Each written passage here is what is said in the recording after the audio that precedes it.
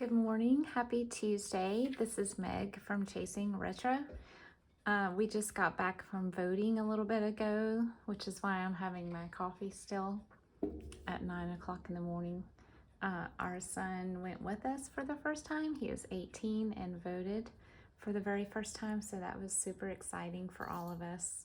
So as I start to wake up and get going, I thought I would go ahead and show you guys what is currently on my desk, or in my case, my kitchen island, which is my desk most of the time. I am going to be working on 1 or 2 Christmas journals, and I went ahead last night and I had a chiropractic adjustment that it needed to be done, but it had some residual pain afterwards, so I sat and had the heating pad on my shoulders and neck and flipped through some of my books and pulled out just a few things that I can use. I'm not really sure if they're both going to be a retro themed Christmas or just a vintage themed Christmas, and I'm going to put a little bit of both biblical, the nativity story, the story of Jesus' birth, as well as more mainstream secular Christmas things like Santas and Christmas trees. So basically I want it just to be like it came out of Christmas from the 1950s or 60s. So I guess we could call that a retro Christmas journal. But I have about 5 magazines from the 50s, and I went through and pulled out some recipes, this cute little cluster of small images I can use for tags, and then this little guy, I think he was on a butter ad, and then an ad for giving the lady of the house a KitchenAid dishwasher for Christmas, which I guess in the 50s would have been a pretty big deal. And this is an ad for Bell Telephone System. I just love this lady talking on the phone while she's wrapping a gift, as if you can do both. But they make it look easy, don't they? And then this is from a children's Sunday school book. I got these at a yard sale this spring. I love them. I'm sure you're tired of seeing these images because I use them in everything, but these are just great to fussy cut out. So I thought I would show you the other things that I have been storing away for Christmas journals. And then at the end, I thought we'd have a little chat, or maybe while I'm flipping through, have a little chat about my current thoughts and current Etsy situation and all of that. Just kind of curious, wanted to bounce some ideas, questions off of you guys, mainly those of you who also sell your creations, and just have a little open conversation. This is a Christmas Carol book that I've got at an antique store a couple years ago, and I've already pulled some pages out, but it's just no color pictures, just basic long, the long size paper, which when you fold into a journal, sometimes it works perfect and you can keep them straight, oriented the right way without having to cut. But if they're really long, sometimes I'll have to fold the edges of the pages in, but that's not a big deal. So that is one book that I can pull from. And then these, I kind of been hoarding them. I think I've used 1 sheet from them. But these are those little books. I guess you would get them free in your newspaper, because they're kind of like newsprint. And some of them are color. Some of them are more colorful than this one. But this one's black and white. But the pen and inks are just really nice. And then I think this is a color one. This one might be the one that I actually took all the pages out of this one, and I must have already incorporated them. But I left this because, can you tell there's like a spider print? There's spiders on here. I don't know why they chose that for the Christmas book, but it's interesting. It's like a pattern vellum. But I thought maybe I could make a journal out of the cover because it's gorgeous. And then I have this from a book swap that I went to last fall. I wish my community had had another one this year, but they did not. But it is just the pictures of wreaths that you can recreate like Williamsburg, Virginia does with the real fruit. We have a neighborhood in our town, or our neighboring town, that all the houses, I don't know if it's a requirement or they just got together and decided, but every single house has this type of decor. And we always drive through. My family's driven through for like 30 years. Really pretty. So I love that all the illustrations are green instead of just black and white. And then I have these. You might have remembered these from a thrift haul. These are just 2 books that I ran across in my thrift store back in probably February or March. And they're reproductions of antique books. So even the pages are kind of darkened to look old, but they're not that old. I'm guessing 80s. Beautiful pictures though. The elves are a little interesting, but they also spell Kris Kringle very interesting. 2 S's. And then this is a book just about Santa. This is an Ideals publication, 1991. And I thought these images in here were just fun. They're mostly full page. And it's interesting how they do the outline where the words go. But yeah, not journaling pages, but definitely eye interest for your Christmas journals.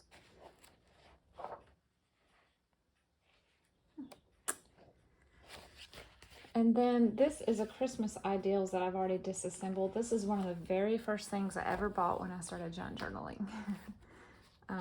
This is an antique store that has since closed. I was so sad when it closed. But there was this one lady who had a booth that everything in the booth I loved. I'm sure all of you know what that's like. But she had a lot of Ideals books, and I bought a Christmas and an Easter. But these are those really nicely, almost watercolor textured pages. And I'm thinking this is from the late 50s. But absolutely beautiful. I've only used a couple of pictures from this one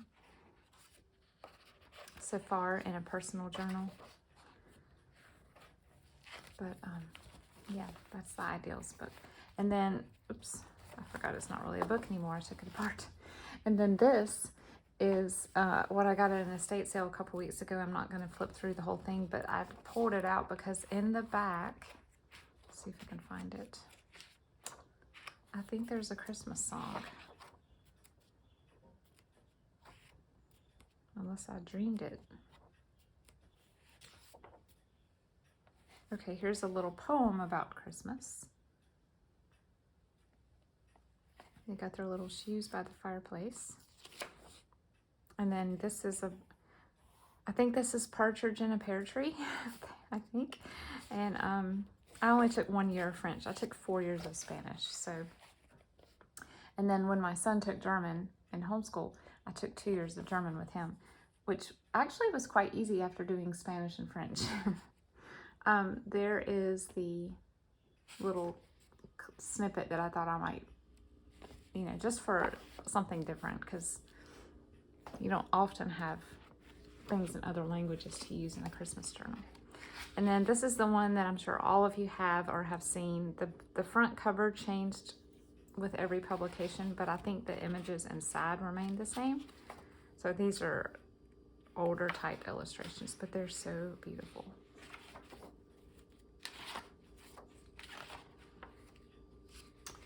And then this is a Christmas Ideals that I got in Happy Meal. I'm pretty sure this is Happy Meal from Jan. This is, let's see the publication year, 1972. Look at that. I remember that ribbon when I first started working. I used to work at a children's shop that sold dresses and, layette for babies. And all of the ribbon that we wrapped gifts with at first was that kind, and I did not know what to do with that kind of ribbon. So the little ladies had to show me how to do that type of bow. I was used to the curling ribbon. Oh, that's cool. That's like a recreation of a Sears ad or something. When I first saw this, I thought it was like a printer. I don't know why my brain registered that with some little stove. And then, let's see, let's put this in the box. These are just some books that I've picked up at estate sales and yard sales. And I'll chat a little bit, like I said at the end, about my plans going forward. But these are 3 hardcover books if I decide to go this route. These are 3 hardcover books that will be used for Christmas. They're in rough shape, especially these 2, but can be cleaned up a little bit and embellished. This one doesn't look bad, but it feels kind of sandy, and I don't know if it's just been scratched up. Same with this one. It's almost like it's been maybe left outside in the rain once or something. It's just kind of much loved. I guess it's good that the children read the Christmas stories so often. And then in here, I just started throwing my fabric and trims in here that I have been saving. My mom is a quilter and a sewer and a Christmas crafter, so I usually get her offcuts. And I went over this week and she very generously gave me these from a quilt wall hanging that she had just finished. Some holly, I almost said ivy. And then we have some silver reindeer. Thought those were pretty unique. And of course, some beautiful red velvet. She made gorgeous 2 and 3 foot Santas for her decor this year and had this left over. I'm really nervous about sewing with velvet. She warned me it's very messy and it leaves a pink fuzz all over everything. So, but I do love velvet. I think it has a place in every Christmas journal. And then down in here, I just have more ribbons, satin Grosgain, this little metallic, and then this metallic. These are Hobby Lobby and Michael's and Dollar Tree. And then Rick Rack. I have this lace. I think this is also from Hobby Lobby. And I think I got this recently in Happy Mail. I'm not remembering who gave this to me, but I love it. It is very high quality, very chunky red pom-pom trim. And I just wrapped it around this, or maybe it was already around this. I don't remember. And then I got these in an estate sale. I might have shown you guys when I got home that day. I think these are napkin rings, but I can use this, but I can also take these little poinsettias off and use them. And I only found 3 in the box that day. And then I got this. I cannot remember where all of these things came from now. I think I got this in a big bag of lace and stuff just at a thrift store. These 2 right here, they're very 80s looking, aren't they? I think they're so unique though. And then I don't want to toss one of these into my coffee cup. I think I got these from Jan. Aren't they fun? And then I have this stretch lace from Jan, I think, or this might be from Angela. Ugh. And then I have this really pretty gold trim, gold and white. And we all know what this is. We made wreaths out of this stuff and bows for our wreaths. And I have a little bit of that left from my crafting days years ago. And then this beautiful gold brocade trim, which I think just screams 60s Christmas. I used this in my 60s and 70s journals too. That's also Hobby Lobby. So that's my fiber and trim and ribbon basket and fabric. And then lastly, I have this little shoebox that I've just been throwing things in that I come across and say, oh yeah, this should be with my Christmas stuff. I need a box for Christmas stuff. So these are just 4 random Christmas cards that I got in a pack of surplus cards from my local historical drugstore downtown. Most of them that I got were baby or birthday or Mother's Day and things like that, but there were 4 Christmas cards. Look at this pink one. Look at the gold. This one actually has a signature.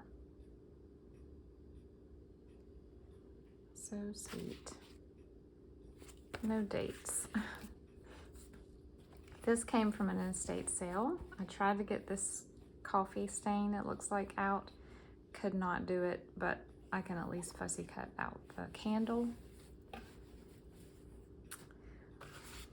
My son got this recently and I said, let me keep that box because it just looks Christmassy to me. So I know it's not vintage, but. And then this is a handwritten recipe for Merry Christmas bars. And this was tucked in something that I bought a couple of years ago that was not Christmas related. It is just a gift, like a shopping bag that looks unused. And I've been hoarding it, and it might be time to use it. Look at this. You can take the bag home with your goodies and then repurpose it to make a list of gifts to buy. I'm assuming this is an American Greetings. I don't think they had separate stores back then, so maybe this is a drugstore. Not sure. And then Aroma of Christmas. This is not super old, probably the 90s, but it makes me want to put this on the stove right now. I bet that is amazing. One of my favorite homemade simmering pot recipes is a lemon sliced up and a little bit of vanilla and a sprig of fresh rosemary with water. Try that. It's not Christmassy, but it is one of my most favorite home scents. Okay, these are cut out from newspapers, but I just think they're fun anyway because of the natural aging on them. So I threw them in here as well. And these are just, this is one of those little free Betty Crocker things you probably would have snagged at the grocery store. And this is a cornflake holly, which is one of my biggest memories growing up. I remember the first time I saw this and had this, it was at a Christmas party. It was actually a gingerbread house contest party that my mom and I went to. And I thought the cornflake holly was amazing. And then Merry Christmas bars again. Somebody really liked those. And then this is mimeograph, not copier. So mimeograph had the purple ink. I used to help my mom run our mimeograph machine at our church. This is Spiced Tea, Divinity Date Loaf, and Louisiana Candy. And this is evidently passed around at a school because it's talking about teachers who needed these recipes. That just sounds like pralines to me, but pralines with coconut. And then Kris Kringles. It's almost like shortbread with lemon and orange. And then Merry Christmas cookies. This was in a scrapbook that I got at a yard sale. It must have been a little Christmas party. Or, you know what, this looks more like a Christmas tea. Isn't that cute? Just little, simple, homemade, nothing fancy. I love it. These are some Christmas cards that I believe I got from Carol. Aren't they precious? And then some tallies. And the rest of the stuff in here, a lot of this came from either Carol or Cindy, because they both sent me some Christmas items. This is amazing, isn't it?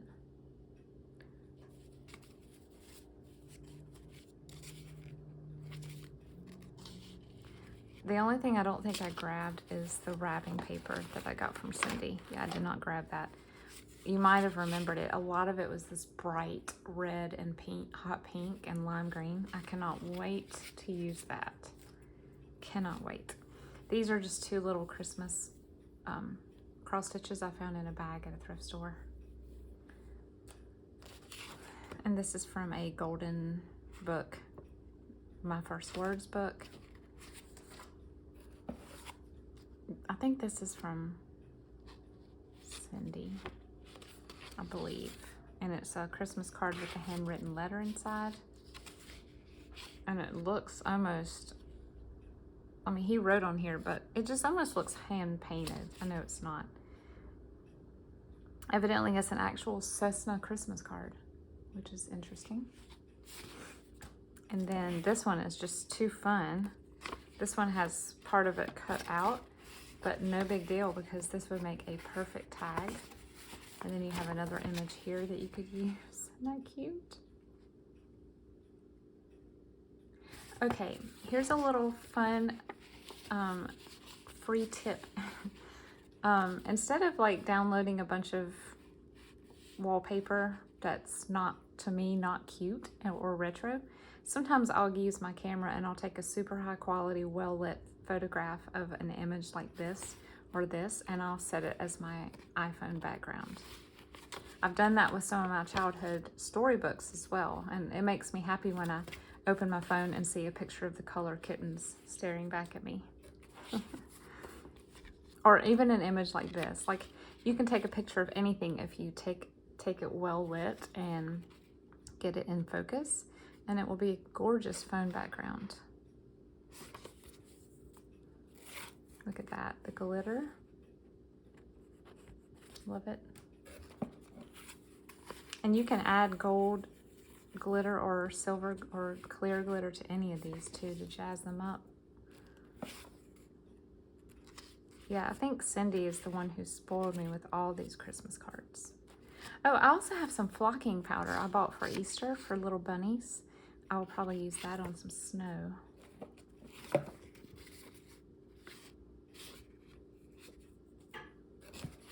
Secret Pal. Who remembers Secret Pals? My mom had one every year.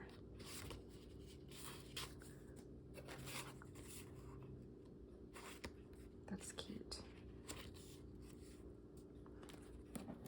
This one is epic. The colors, the way the light is portrayed in this, I love it. Love it. And that looks cozy to me.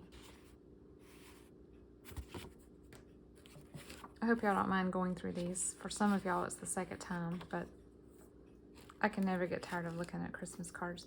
This is one of those fun little 3D ornaments. She may have to hang on my tree, actually. She's cute. That is cute.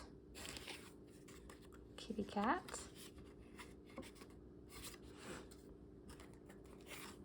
I love this little shape card like that.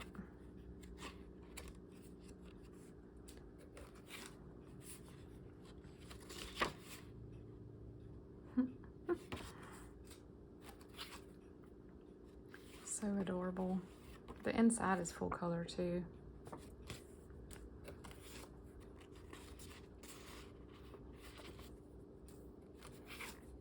The reason I love using real ephemera in Christmas journals more than any other is because my printer, and I don't think anyone has found a printer that prints reds this vivid. Like, they almost always seem dull. I could scan this and print it at the highest resolution and like tip-top settings, tip-top paper, and it would not be that red. So that's why I love using real ephemera in Christmas journals. Here's a little Carol book.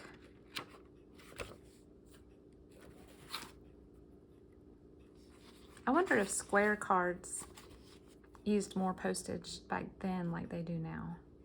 That's a pet peeve of mine because I love square cards. I wanted those for our wedding until I realized how much more it would cost to send them out. Someone had done some stenciling. I love that.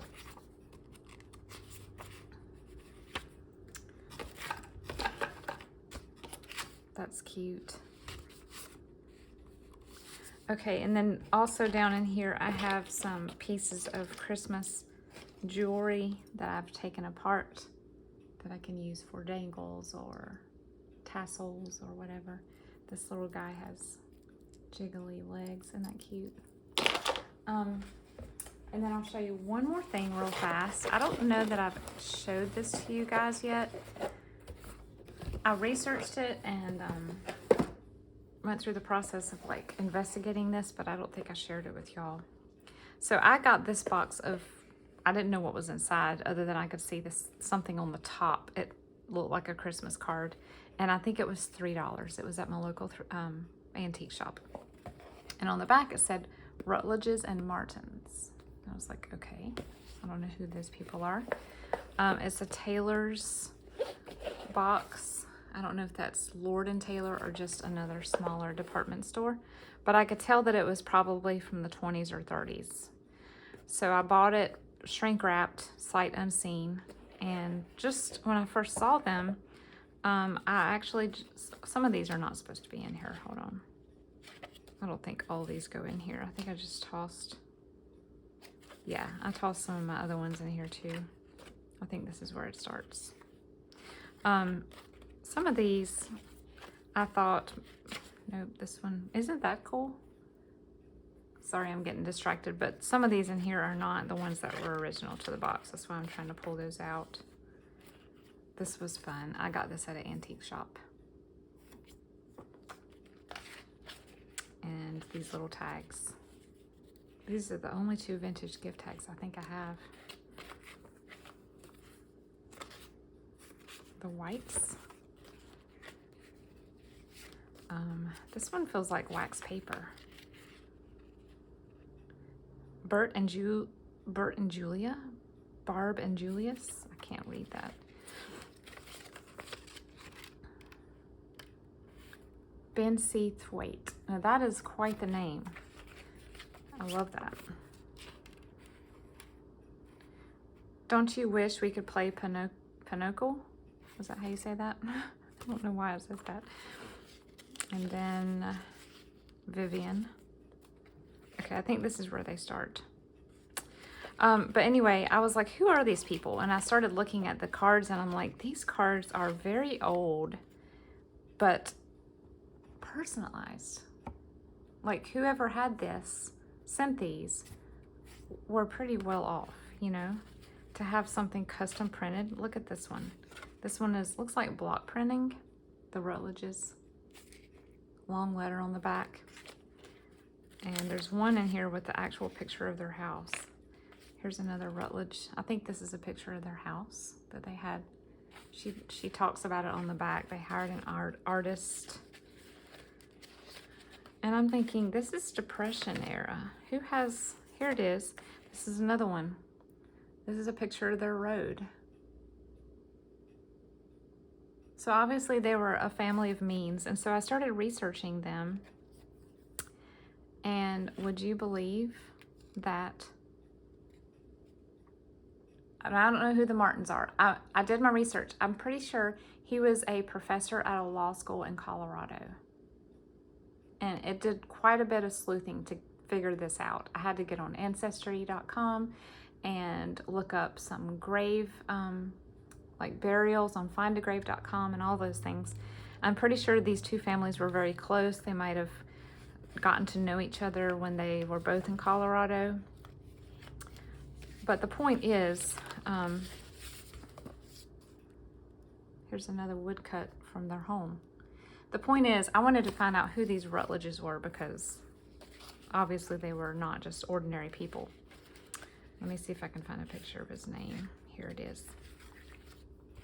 Wiley and Annabelle Rutledge. So it didn't take a whole lot of sleuthing to figure out who he was. He was an Associate Chief Justice of the Supreme Court from, I believe, 1936 through 43, something like that.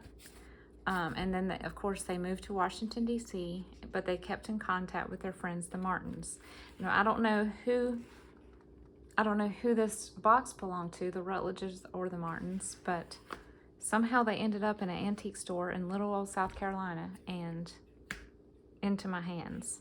So because this was, some of these were signed by him, his wife did some, but I think this is one of the ones I actually went online and looked up what his signature looked like on some of his documents, and I believe that this is his handwriting. So I contacted a good friend of ours who used to have antique business, and he said I should reach out to people who sell autographs, companies that buy autographed materials, and none of them were interested. I received word from 2 or 3 that they did not want to buy them, and the other ones just did not respond. But anyway, the Rutledges, Associate Chief Justice, he actually died in his late 50s of a heart attack while he was still in Washington in his position. So that was super sad. But nevertheless, if you Google him, you will see his picture. He's a real person, and I have a box with several of their... Okay, here's another one. This is the Martins. They took a picture of all of their family and had it... I mean, this is just unreal, y'all. Like, I'm thinking like very early days of Snapfish or some of these customized greeting card companies. But back then, I feel like this was not done very often. But anyway, I'm back and forth on what I want to do with these. I have a friend who said, my antique friend said, hold on to them. Stuff like that, the longer you hold on to them, the more they'll be worth. But then again, will they? I don't know. Part of me wants to just, share 1 or 2 of them with someone else. Maybe one of you, now that I've told you who these people are. Part of me wants to just put one on eBay, unverified, and see what happens. But I don't know. What would you do? What would you do? This has been sitting in my craft cabinet since last year. I accidentally put this up in the attic with the Christmas cards, and I panicked mid-January and said, I put the Rutledge's Christmas cards in the attic. Please go back and get them. So my husband had to go up and look through all the boxes. But anyway, that's my little mystery unsolved / interesting thing that I found at an antique store. The last thing I wanted to talk about was, as far as regarding planning my Christmas journals, as many of you who sell on Etsy know, sales are like tanking right now. I think it's a combination of things. It's an election month.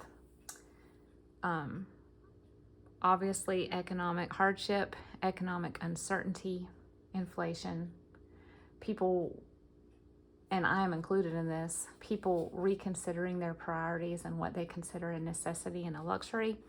And I fully understand that junk journals are a luxury. They're not necessary to live.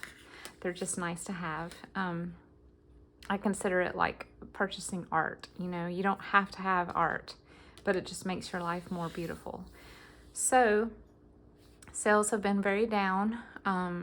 I'm trying to decide, because I have limited space to store my journals that are completed but not sold, do I want to make any more? If I do I want to make hardcovers that are 2 or 3 signatures and a little more priced accordingly? Or do I want to go for more soft cover, more $25 to $40 range, and try that for a little while? And that's probably the way I'm going to go, which means I might hold on to these 3 hardbacks until next year. Diane on Pretty Pink Cottage made a couple of them this month and she turned hers into hardcovers, but she used sewing patterns. And I thought maybe I could make a sewing pattern soft cover, which I love doing, but do a Christmas theme. While I looked through all my sewing patterns and none of them are Christmassy. So I'm kind of back to the drawing board. Like I said, I might use that Christmas Carol book. I might use, I've got some other things that I can use, possibly even a Christmas card turned into a soft cover journal. bolster it somehow a little bit, or wrap a Christmas card around a piece of cardstock. So I kind of wanted to just know y'all's thoughts as far as if you're a seller, have you noticed what I have been noticing? What are you doing to combat this slowness that we're seeing right now? Are you focusing more on selling supplies and ephemera and handmade pieces to go in journals? Are you just continuing as before and just hoping that things will go back to normal? Or are you thinking about closing your shop or pausing it for a while? And then if you are a buyer, I would like to know kind of, and you can be candid, like kind of what you're looking for when you go to Etsy and you're looking for either junk journal supplies or a journal to buy. Like, what is your criteria? What do you have to have? What do you prefer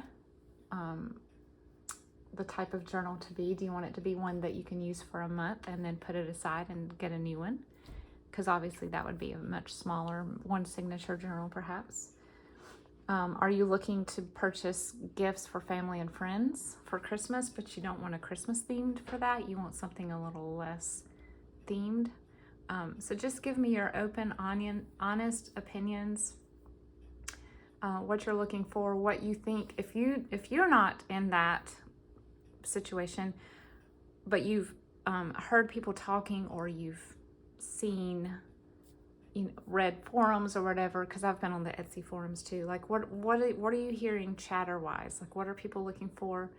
And I know that Etsy has made it a little bit tougher on handmade sellers. They've been changing their algorithms, and their fees have gone up, I think 3 times in the past 2 years. We're not going to get into that, but I just kind of want to know, like, what everybody's thinking. And if you don't want to comment publicly, you can always email me. My email is at the bottom of this in the description box. But I just thought I'd chat for a minute and let you guys know what's next. I've been taking this time as I process through this to go through and figure out what I might want to add to my shop and putting those things in a pile, and going through books and taking images out that I know I won't use the whole page, so I'm cutting images out, and then I'm actually throwing away the rest of the book, which is huge because I have a hard time doing that, but I'm trying to pare down how many books I have stored, which is too many. So it's been good that I've been able to refocus and clean out and reset my space. That's been a blessing, and I've had a very relaxed weekend because of that, because my space was so much cleaner. But yeah, that's what I wanted to share with you guys today. And I hope you enjoyed looking through my Christmas stash, minus the wrapping paper that I forgot to grab. And let me know what you guys are working on right now and how your week is going. And I'll talk to you again soon. Bye.